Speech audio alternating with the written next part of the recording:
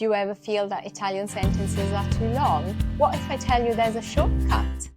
Instead of saying vedo Maria domani, Italians say la vedo domani.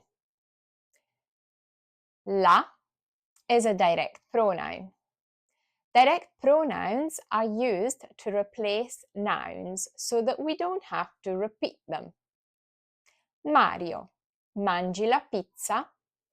Sì, la mangio.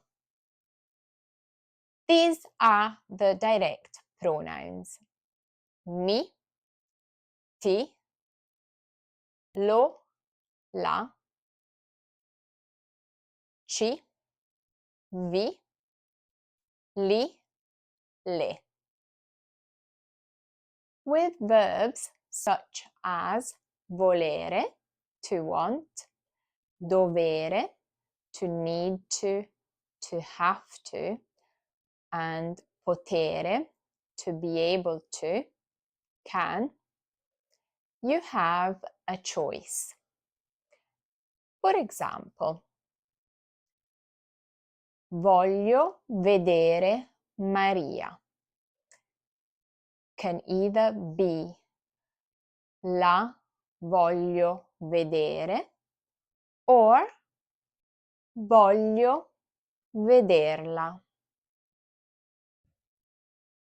Devo vedere Maria domani. La devo vedere or devo vederla. So to recap, if you don't want to repeat a word again in a sentence, you can use direct pronouns, which are mi, ti, lo, la, ci, vi, li and le. A presto! Ciao!